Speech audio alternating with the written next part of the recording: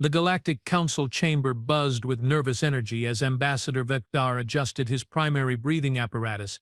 23 years he'd been representing the Nixari Confederation, and never once had he witnessed such unanimous cowardice. The holographic display showed red zones spreading across 17 star systems like some cosmic plague, and here they all sat, twiddling their various appendages and pretending this wasn't their problem. "The Void Swarm has consumed another 3 colonies this cycle," announced High Chancellor Zormel, her voice carrying that particular tone reserved for delivering catastrophically bad news while maintaining diplomatic composure. "Current projections indicate they will reach the core worlds within 40 rotations." A collective shudder rippled through the assembled delegates. Rectitar couldn't blame them. The Void Swarm wasn't your typical galactic threat. These weren't pirates looking for quick credits or rogue AI seeking logical domination. No, the Swarm was something far worse. They were entropy given form, creatures that seemed to exist solely to unmake everything they touched. "What about the Caltharian Defense Fleet?" squeaked Representative Pip9 from the Squealer territories, his voice rising to frequencies that made several species wince. "Surely their reputation for military excellence." "Gone," interrupted Admiral Toxbrand, her scarred carapace clicking against the podium. "The entire Third Fleet engaged the Swarm at Calthar Prime. We recovered exactly 0 survivors and approximately half a ship's worth of debris. The Swarm didn't just defeat them. They absorbed them somehow." Silence fell like a heavy blanket. Vector noticed that even the usually chatty Blinker delegation had stopped their incessant light-based conversations. When blinkers went quiet, you knew things were seriously messed up.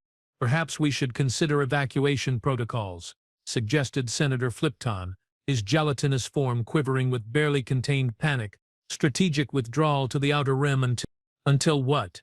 The Belkov finally spoke, his irritation getting the better of his diplomatic training. "Until the Swarm consumes half the galaxy and decides they are full. This is the Galactic Council, not a retirement home for cowards with fancy titles." Several delegates gasped at his bluntness. Apparently 3 decades of watching civilizations fall while politicians debated had eroded his patience for pleasantries. "Ambassador Vector raises a valid point," Chancellor Zormel said, though her tone suggested she wished he'd raised it more quietly. "However, our military assessments indicate that conventional warfare against the Void Swarm is inadvisable." "Inadvisable?" Velkar's laugh held no humor. "That's one way to describe complete and utter annihilation. But surely someone in this galaxy has enough backbone to—" Actually, a new voice interrupted from the back of the chamber. "There is one civilization that hasn't submitted a formal refusal."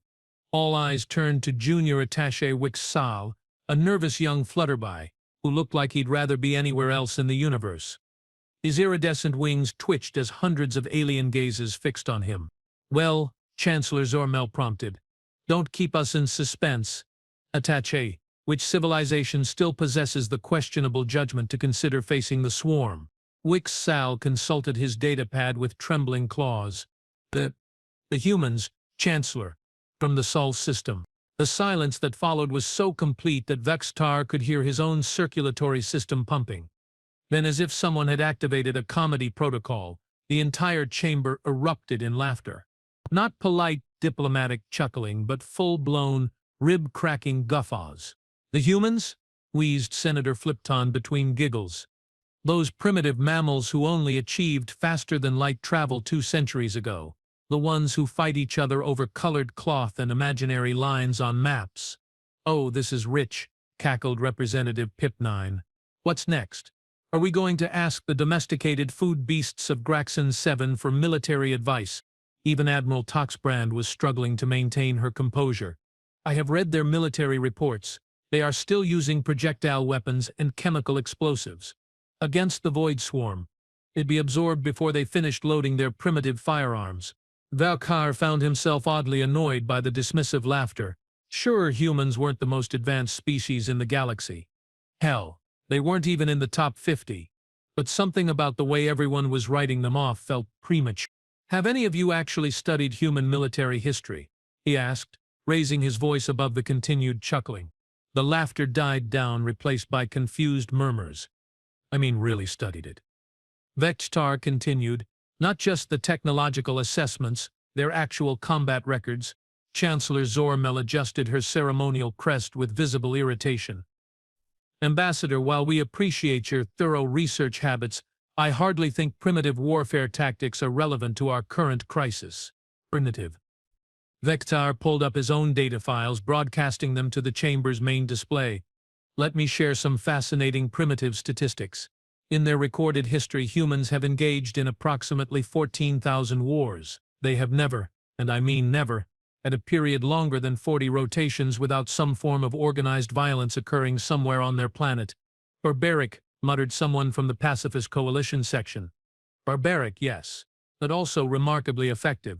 They have developed over 600 distinct methods of warfare, ranging from conventional to psychological to biological. They have created weapons capable of destroying their entire planet, then somehow managed not to use them despite having them for over a century. Representative Pip9's squeaks had taken on a skeptical tone. Impressive restraint, perhaps, but hardly relevant to fighting the Void Swarm. Ah, but here's where it gets interesting, Vekar said, warming to his subject. Humans don't just fight external enemies, they fight everything. Disease, natural disasters, each other, even abstract concepts like poverty and ignorance. They have turned conflict into an art form. Admiral Toxbrand's mandibles clicked dismissively. Artistic or not, their weapons are laughably primitive. Kinetic projectiles and chemical combustion. The swarm's bio-armor would laugh if it had vocal cords. Would it? Velkatai highlighted another section of his research. Because according to my analysis, humans have one significant advantage over every other species we have encountered. Which is? Chancellor Zormel asked, though her tone suggested she was humoring a madman. They are absolutely certifiably insane. Another wave of confused murmurs rippled through the chamber. Think about it, Vekta continued. Every other species in this galaxy follows logical patterns. We analyze threats, calculate odds, make rational decisions. The Caltharians assessed the swarm's capabilities and engaged with standard battle formations. The Zephyrians attempted negotiation protocols. The Christek Collective tried technological solutions. All perfectly reasonable approaches, Senator Flipton interjected. All perfectly predictable approaches, the Prector corrected, and all completely ineffective. But humans? Humans don't think like us.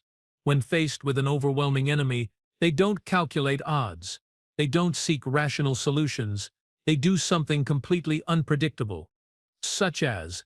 Admiral Toxbrand asked, her skepticism evident. They attack. The chamber fell silent again, but this time the quality of the silence was different. Less amused, more thoughtful. Not always frontally, Vektar elaborated. Sometimes they attack from angles that shouldn't exist. Sometimes they attack problems that aren't really problems until the attack makes them problems.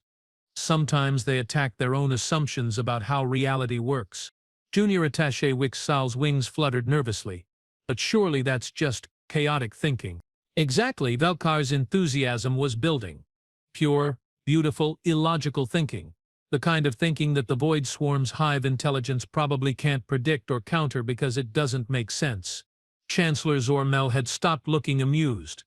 You are suggesting we entrust the defense of the galaxy to a species known for irrational behavior? I'm suggesting we are already facing extinction with perfectly rational behavior. Maybe it's time to try something different. The chamber erupted in heated debate. Species that had remained silent for cycles suddenly found their voices, arguing about tactical doctrine, strategic precedent, and the wisdom of desperation. Through it all, Vatikar noticed that Junior Attaché Wixsal had been furiously typing on his communication device. Chancellor, Wixsal called out during a brief lull in the shouting, I'm receiving a transmission from the Sol system. The humans are requesting permission to address the Council directly. Absolutely not, snapped Senator Flipton. We don't have time for primitive posturing. Actually, Chancellor Zormel said slowly, given our current situation, perhaps we should hear what they have to say. If nothing else, it might provide some entertainment while we contemplate our inevitable doom. The vote was closer than Vektar had expected, but curiosity eventually won over prejudice. Within minutes, the chamber's main communication array was establishing contact with Earth. The holographic display flickered to life, revealing a human female with short brown hair and the kind of smile that somehow managed to be both friendly and predatory. She wore what appeared to be a military uniform, though it lacked the elaborate decorations favored by most galactic species. "Greetings, Galactic Council," she said, her voice carrying an odd quality that Vector couldn't quite identify. "I'm General Sarah Martinez, Supreme Commander of the United Earth Defense Forces. I understand you have a small problem with some uninvited guests." "Small problem?" Representative Pip9's voice hit frequencies that shouldn't have been physically possible. "The Void Swarm has consumed 17 star systems." General Martinez nodded thoughtfully. "Yeah, we have been monitoring the situation." "Nasty little buggers, aren't they? All teeth and tentacles, and existential dread. Very inconsiderate of them not to make an appointment." The casual tone was somehow more unsettling than panic would have been.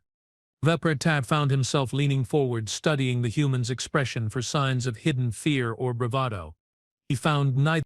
"General Martinez," Chancellor Zormel began carefully, "are you aware of the Void Swarm's capabilities?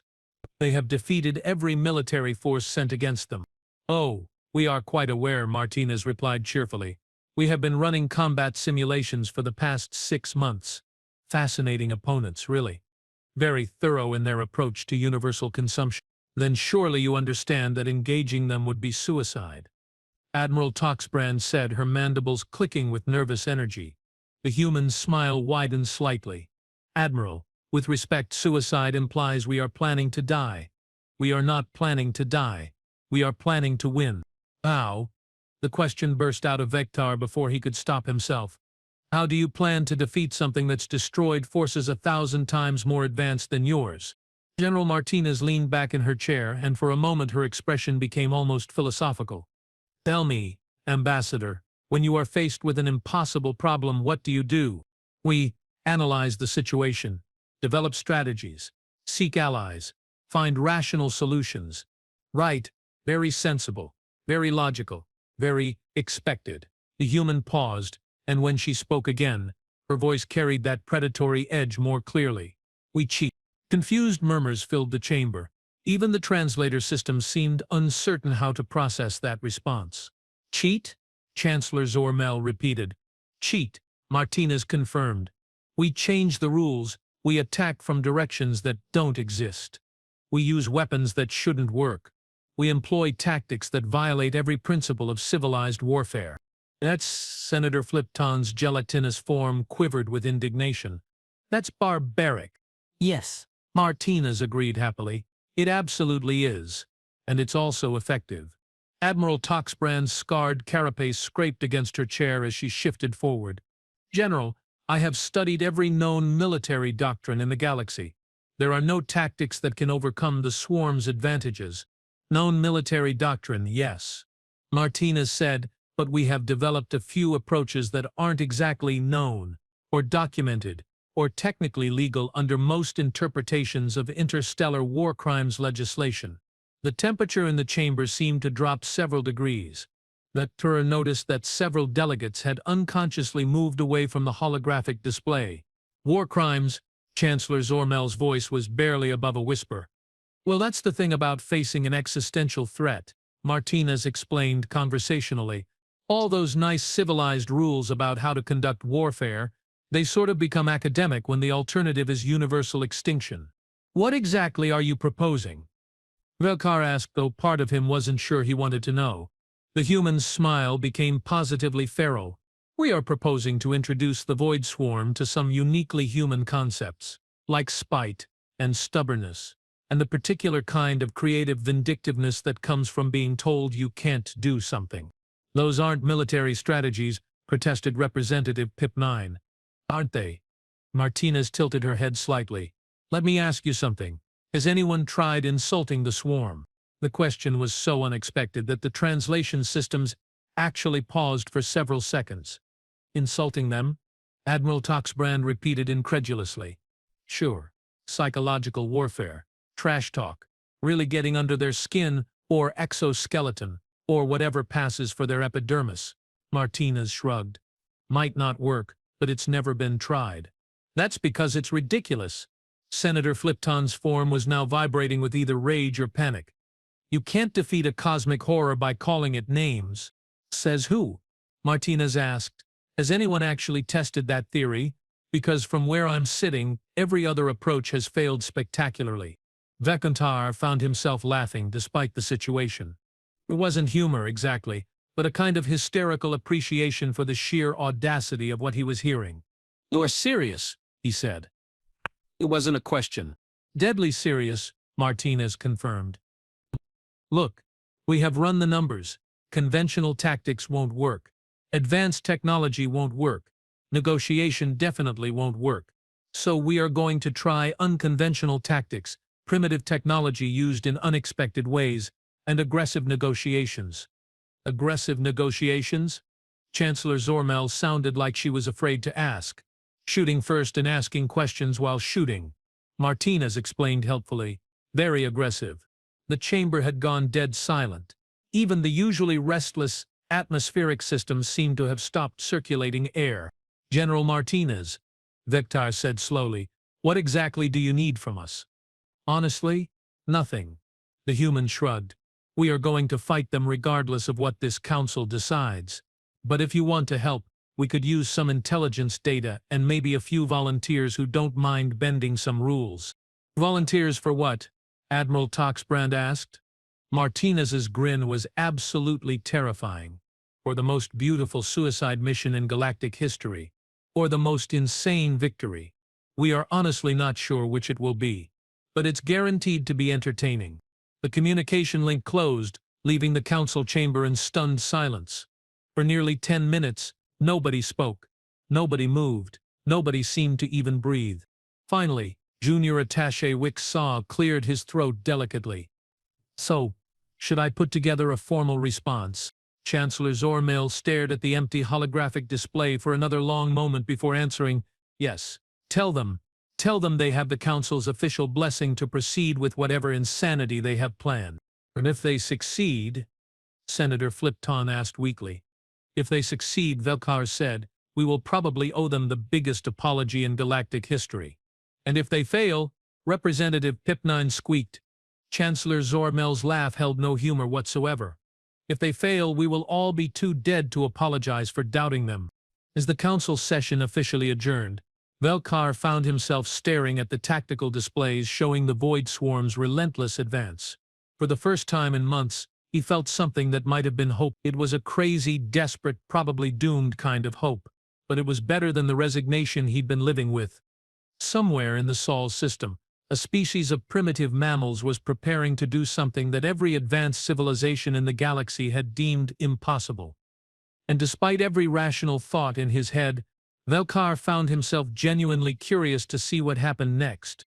After all, if you were going to witness the end of galactic civilization, you might as well have front-row seats to the most spectacular failure in cosmic history.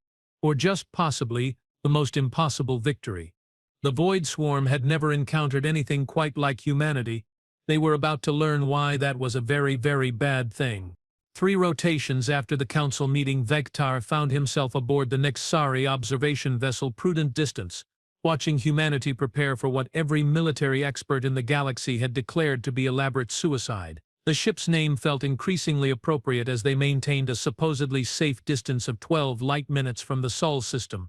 Supposedly safe being the operative phrase, given that nobody really knew what constituted a safe distance when humans were involved. "Ambassador," called Captain U.S. Doller from the bridge, her voice carrying that particular strain reserved for officers watching their careers evaporate in real time. "The humans are requesting permission to conduct final weapons tests in the asteroid belt." "Weapons tests?" Vectar activated his personal communicator. "General Martinez, this is Ambassador Vectar. What kind of weapons are we talking about?" The human's voice crackled through the speakers with that same unsettling cheerfulness. "Oh, nothing too dramatic. Just some prototype gravity bombs, quantum entanglement disruptors, and a few things that don't technically have names yet because we invented them last week." Vexor exchanged glances with Captain Yux Dollar, whose facial tentacles had gone pale. "Invented last week." "Well, the theoretical framework existed for months," Martinez explained, "but we only figured out how to make them not explode accidentally 3 cycles ago. Mostly?" Captain Yux Dollar's voice hit frequencies that suggested imminent panic. 97% success rate in not exploding accidentally, Martinez clarified. The other 3% just, well, let's call them learning experiences. Through the viewports, they could see flashes of light in the asteroid belt as humanity conducted their final preparations. Each flash was accompanied by readings that made their sensors scream warnings about impossible energy signatures and physics violations. General, Vektar said carefully, perhaps you could explain your overall strategy. For the record, you understand. Of course, always happy to explain. Martinez paused, and when she spoke again, her tone had shifted to something almost professorial. Step 1. We are going to make the Void Swarm very, very angry. That's Step 1. Captain UX$ asked weakly. Absolutely. See, every species so far has tried to avoid provoking them. Very sensible, very logical, very doomed to failure. But humans discovered something interesting in our preliminary analysis. Which is, the swarm operates on a hive intelligence with distributed processing power. The angrier they get, the more resources they dedicate to emotional response rather than tactical calculation. Make them mad enough, and they start making mistakes. Vektar had to admit that was surprisingly logical for humans. And Step 2 is where we get creative. We are going to divide their attention by attacking from 17 different directions simultaneously using tactics that violate several fundamental laws of physics. You can't violate fundamental laws of physics, protested Dr. Zicknall, the ship's science officer. Can't we? Martinez sounded genuinely curious, because our engineers seem to have found some interesting loopholes. Turns out when you stop thinking about physics as rules and start thinking about them as suggestions, you can accomplish remarkable things. That's not how science works. Dr. Zicknall's voice reached frequencies that caused several crew members to cover their auditory organs. Isn't it? We will find out soon enough. Another series of flashes erupted in the asteroid belt, this time accompanied by what appeared to be a small artificial black hole that lasted exactly 3.7 seconds before collapsing in a burst of rainbow-colored radiation. Was that? Captain UX$ began. Yep, Martinez confirmed cheerfully, controlled singularity detonation. Took us 43 tries to get the timing right, but we think we have worked out most of the kinks. Most of the kinks? Vektar felt a headache building behind his primary visual organs. Well, there's still a 12% chance it might accidentally create a stable wormhole to somewhere unpleasant, but that's within acceptable risk parameters. 12% chance of interdimensional catastrophe is acceptable. Captain UX$'s tentacles were now completely transparent with shock, given that the alternative is universal extinction. Yes. Besides, if we accidentally open a portal to somewhere horrible, we can always push the Void Swarm through it and slam the door behind them. The casual way Martinez discussed potentially catastrophic side effects was somehow more terrifying than her weapons demonstrations. Vektar was beginning to understand why humans had never been successfully conquered by any species. Who would want to rule creatures this fundamentally unhinged? General, he said, what exactly is Step 3? Step 3 is my personal favorite, Martinez said, and the predatory satisfaction in her voice made everyone on the bridge unconsciously step backward. We are going to cheat so hard that reality itself files a complaint. Before anyone could ask for clarification, proximity alarms began shrieking throughout the ship.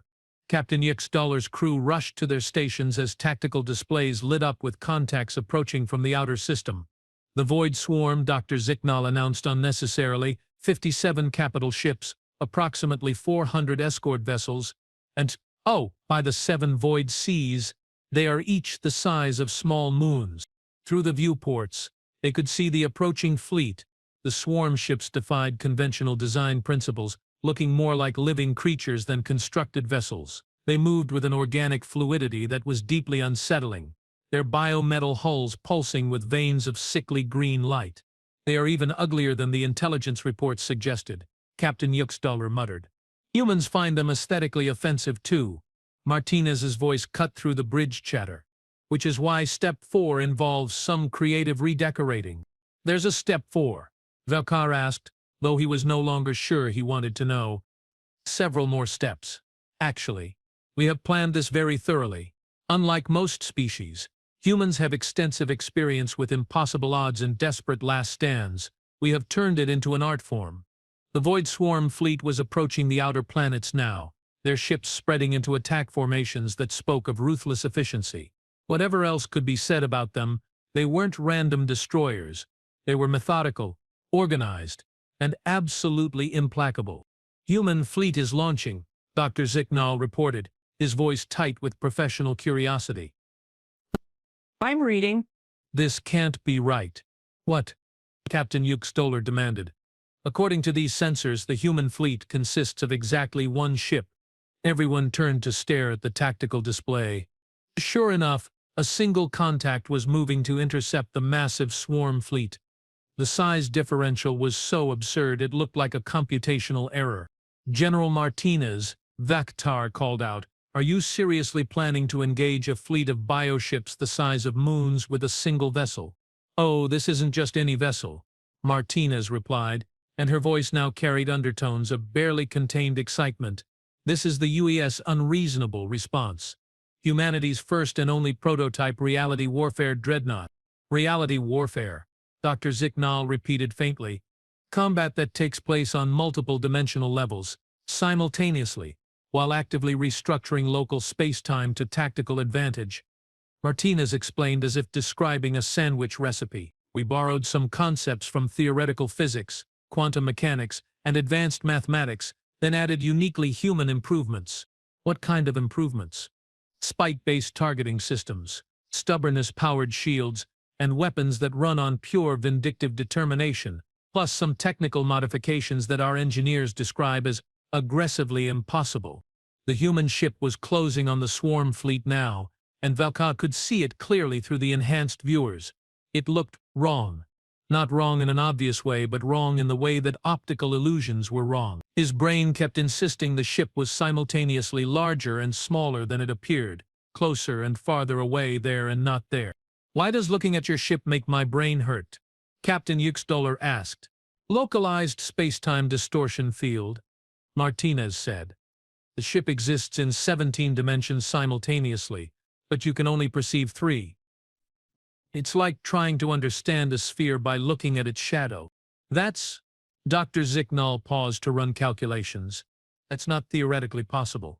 "So we have been told, repeatedly, by every physicist we consulted, right up until we built it anyway." The Void Swarm had noticed the approaching human ship and were adjusting their formation. Instead of the contemptuous dismissal they'd shown other fleets, they were treating this single vessel as a legitimate threat. Their ships moved with sudden urgency, energy signatures spiking as weapon systems powered up. "They are taking you seriously," Vaktar observed. "Smart of them," Martinez agreed, "because we are about to introduce them to some concepts they have never encountered before." "Such as?" "Sarcasm-based psychological warfare for starters." As if on cue, a transmission began broadcasting on all frequencies. The voice was clearly human, but it carried a casual disdain that made Velktas' scales itch. "Attention Void Swarm vessels. This is Captain Jake Thompson of the UES Unreasonable Response. We'd like to take this opportunity to formally welcome you to the Solace system, and also to inform you that your ships are embarrassingly ugly. Your tactical formations look like they were designed by drunk children, and your reputation for invincibility is about to become a hilarious footnote in galactic history." The swarm fleet's response was immediate and violent. Every ship opened fire simultaneously, filling the space around the human vessel with enough destructive energy to sterilize a planet. When the energy dissipated, the unreasonable response was not only undamaged, it appeared to be in a completely different location than where the beams had struck. "Temporal displacement armor," Martinez explained helpfully. "The ship exists 0.3 seconds in the past, so by the time enemy fire reaches where we are already somewhere else." "That's cheating," Dr. Zicknall protested. "Yes," Martinez agreed happily. "We mentioned that cheating was our primary strategy. Try to keep up." Captain Thompson's voice continued the running commentary as his ship began its attack run. "Oh, and another thing, Swarm buddies, we have been monitoring your communication frequencies, and we have to say, your hive mind chatter is incredibly boring. Do you ever talk about anything besides consumption and universal entropy? No hobbies, no interesting books. No wonder you are all so cranky." The psychological effect on the swarm was visible even from their distant observation point. The organic ships were pulsing with angry red light, their formations becoming more aggressive but less coordinated. "It's working," Vector said with amazement. "They are actually getting emotionally compromised. Humans are remarkably good at being annoying," Martinez noted with pride. "Millennia of practice." The unreasonable response opened fire with weapons that defied every known principle of military technology. Instead of traditional energy beams or projectiles, reality itself seemed to hiccup around the swarm ships. Space folded, time stuttered, and several enemy vessels simply ceased to exist in ways that the sensors couldn't adequately describe. "What kind of weapons are those?" Captain Doller demanded. "Conceptual ammunition," Martinez replied. "Instead of destroying matter, they destroy the idea of matter. Much more efficient, and the energy requirements are surprisingly reasonable once you stop thinking about conservation laws as absolute." A swarm dreadnought the size of a small asteroid fired a beam that should have reduced the human ship to component atoms. Instead, the beam curved around the target, struck two other swarm vessels, and somehow ended up traveling backward through time to hit its origin point. "Okay, now that's just showing off," Captain Thompson's voice announced cheerfully. "But since you insist on being difficult—" The unreasonable response suddenly split into 6 identical copies, each one engaging a different section of the swarm fleet. The copies moved independently, fought independently, and according to the sensors, were all equally real. "A probability multiplication," Martinez explained before anyone could ask. "Instead of existing in one timeline where we might lose, we are existing in 6 timelines where we are guaranteed to win. You can't just multiply probability." Dr. Zicknall's voice had reached frequencies that were probably causing structural damage to the ship. "Watch us," Martinez said smugly. The battle, if it could be called that, continued for another 20 minutes. The humans introduced increasingly impossible tactics. Weapons that fired backward through time, shields that protected them by convincing reality they were somewhere else, and maneuvers that involved briefly ceasing to exist before reappearing behind enemy lines. The Void Swarm, for their part, fought with desperate fury. But every tactic they employed was countered by something that shouldn't have been possible. Their adaptation protocols, designed to counter any conceivable strategy, simply couldn't process concepts like aggressive reality restructuring and weaponized stubbornness. "This is the most beautiful disaster I have ever witnessed," Captain Dollar said with the tone of someone watching their worldview collapse in real time. The end came suddenly. One moment the swarm fleet was fighting desperately against an impossible enemy, and the next moment they were gone. Not destroyed, not defeated, but simply absent, as if they had never existed in the first place. "Where did they go?" Vattar asked. "We convinced the universe they were a typo in the cosmic operating system," Captain Thompson's voice explained. "Reality performed an automatic error correction and deleted them from the current timeline." "That's—" Dr. Zicknall began, then stopped. "I don't have words for what that is." "Effective," Martinez suggested. "The word you are looking for is effective." The unreasonable response's 6 copies merged back into a single ship, which then proceeded to violate several more laws of physics by existing in normal space-time again. Captain Thompson's final transmission carried a tone of satisfaction mixed with mild disappointment. "Well, that was fun. But honestly, we expected more of a challenge. The Caltharian defense fleet lasted longer, and they were using conventional tactics." "Oh well, anybody else want to try conquering the galaxy?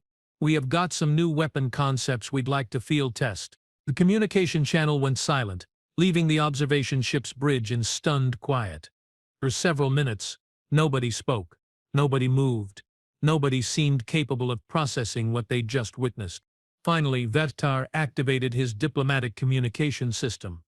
"General Martinez, on behalf of the Galactic Council, I want to formally apologize for everything we said about humanity's military capabilities." "No worries," Martinez replied cheerfully. "We get that a lot. Most species find our approach to warfare somewhat unconventional." "Unconventional." Vattar laughed, a sound that held equal parts relief and hysteria. "Yes, that's one word for it." "So," Captain Thompson's voice cut in, "anybody know if there are any other existential threats lurking around the galaxy? We are kind of in the mood for some more target practice." Captain Dollar looked at her crew. then at the tactical displays showing the empty space where a fleet of impossible ships had been moments before. "I'm putting in for a transfer to the Department of Peaceful Agricultural Surveys," she announced. "I need a job where reality behaves according to established rules." "Good luck with that," Dr. Zicknall muttered. "After today, I'm not sure there are any established rules left." As the prudent distance began its journey back to Council space, Velkar found himself staring out at the human homeworld. Earth looked so peaceful from this distance.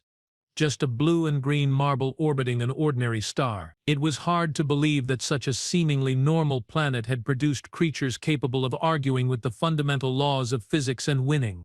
"Ambassador," Captain Yuxtoller said quietly, "what do we tell the Council?" Velkar considered the question carefully. "How did you explain that a species of primitive mammals had just saved galactic civilization by being too stubborn to accept that certain things were impossible?"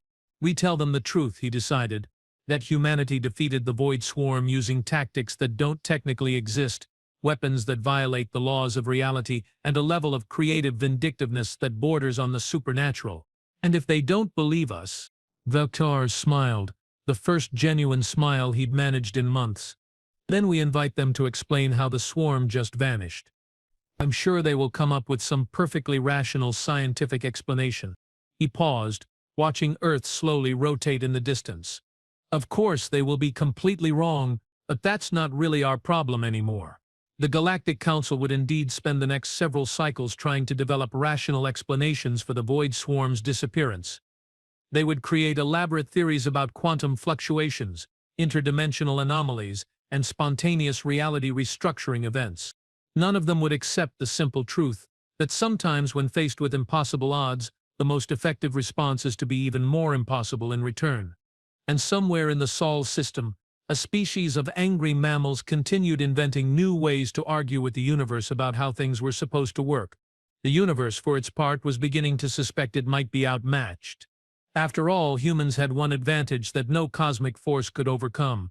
They were too stupid to know when they were beaten, too stubborn to admit defeat, and too spiteful to go quietly into any kind of good night. The Void Swarm had learned this lesson the hard way.